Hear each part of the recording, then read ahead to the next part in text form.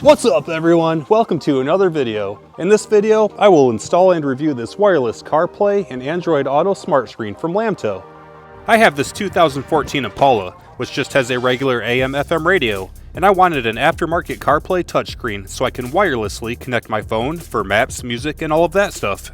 And I specifically went with LAMTTO because I've had their RC18 wireless CarPlay adapter in my charger for about 6 months, which I previously made a video for, and it's been great. I use it every day. So let's get this opened up and laid out and see what's in it. First we have the screen, which measures 8 inches diagonal overall, and the actual screen is about 6 7/8. And we have speakers, mounting tabs, and ports on the back, which we'll get back to later.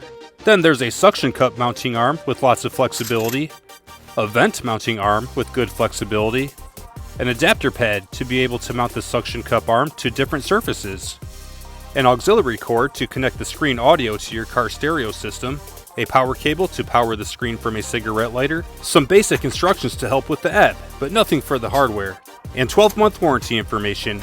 Now let's go install this and test it out. I don't have any open space to mount a screen down here without blocking access to controls or vents, so I specifically wanted a smaller size CarPlay screen to mount up here that doesn't block too much of my view.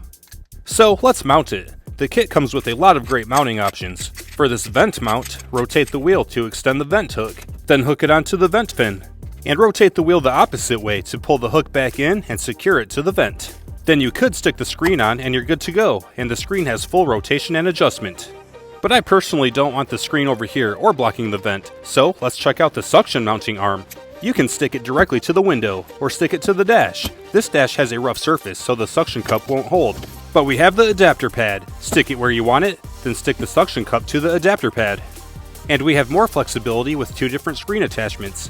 This one has projections that seat into slots on the back of the screen. And this one is magnetic. Just stick the screen to it, and it holds really good. And these are interchangeable. Loosen this nut, and you can use this one here, or this one here. And last, if you're not quite getting the range of motion and orientation you need from this one, you can remove this nut, remove the screw, flip the arm around, and reassemble it, and it'll provide some more orientation options. I'll be using the long arm with the magnetic end installed, and I'll use it right here. Then I can easily see it and use it while I'm driving. It'll be perfect.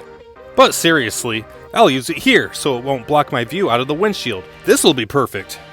And I'll be installing it right about here. Clean up the glass, remove the protective cover from the suction cup, make sure the suction lever is up, place it on the windshield, and push the suction lever down to install it, and we're good to go. This was the best spot without blocking anything, and I'm happy with it.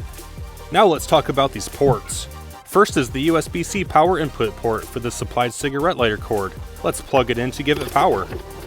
Next is an AV port to connect an optional LAMTTO backup camera, and a micro SD card slot, but it's only for installing operating system software and firmware updates, and an audio output port for the included cord, if you want to run the audio to your car stereo system. Your radio might have an auxiliary port on the front like this. Mine does not, but there's one located in the center console, or you might not have one at all, and there are other audio options which we'll talk about later. Booting it up for the very first time, the orientation defaults in portrait mode, but don't worry, it's easy to change. And it asks your language for the first use only, and we're in! Let's start with the bottom button bar. There's a power button to turn off the screen, and touch it anywhere to turn it back on. There's brightness, where you can decrease or increase the brightness of the screen. This is the home screen which we're on. And the volume setting, where you can adjust the volume. And last, it's in portrait by default. It does not automatically change when you rotate the screen. Press this button to switch between portrait and landscape. I'll be keeping it in landscape, and next we'll run through these connection modes on this main screen. First is CarPlay and Android Auto, which is the main event. I'll be using an iPhone in this video, so I'll be using CarPlay. I do still have this awesome Android that I used to love back in the day, but it's on a much older version of the Android operating system, and it's not compatible with Android Auto or the smart screen. For the very first time of opening CarPlay, you need to link it to your phone with Bluetooth. It was super easy. Just connect it to the device specified on the screen and pair it, and you're good to go. You're in CarPlay, with the apps and maps and everything else. And select Smart Screen to go back to the home screen. Next is AirPlay. For the very first time opening it, you need to link it to your phone with Wi-Fi. Select the Wi-Fi connection on the screen and enter the password on the screen, and you're all set for future use. Now you can open up screen mirroring and mirror whatever's on your phone screen to the smart screen. Pictures, emails, YouTube, whatever you want. This looks pretty good. I like this guy. Connect to CarPlay or Android Auto wireless. But I will point out that Netflix protects their content and blocks wireless screenplay to prevent piracy, so unfortunately, you can't screen mirror Netflix to the smart screen. It'll just show a black screen. Now let's go back to the home screen. Next up is SuperLink. Set it to Android or Apple, and this requires downloading the SuperLink app, which I've already done. I played around with it and it's pretty much just screen mirroring. The description of the app says the benefit is that it still plays the content on the smart screen if you turn off your phone screen, which would be nice, but I found this to be untrue. When I turn off my phone screen, the video stops playing on the smart screen, but the app is there if you want to check it out. Now let's go back to the main screen for the last feature, audio output. You can play the audio out of the speaker on the back of the smart screen. Next is Bluetooth audio. If your car stereo is equipped with a Bluetooth feature, you can connect it to the smart screen. This car doesn't have it. And then there's FM frequency. Select an unused frequency with no local radio station. The smart screen will transmit audio on this frequency. Then set your car stereo to the same frequency to receive it, and you control the volume from your car stereo. This vehicle has CarPlay, but it requires plugging my phone in with the cord to use it. And last is auxiliary, which we already set up with the auxiliary cord. The volume is also controlled from the car stereo, and it has the best quality sound. Several other features, including streaming apps like YouTube and Netflix.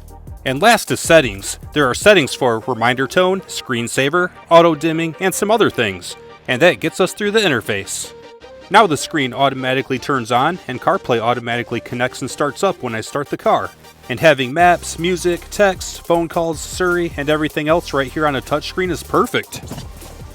And that gets us through it. It was easy to install and it works great, and I'm really happy with it. As always, I hope you found this helpful. Subscribe for more how-to and review videos. Have a great day, and I'll see you in the next video.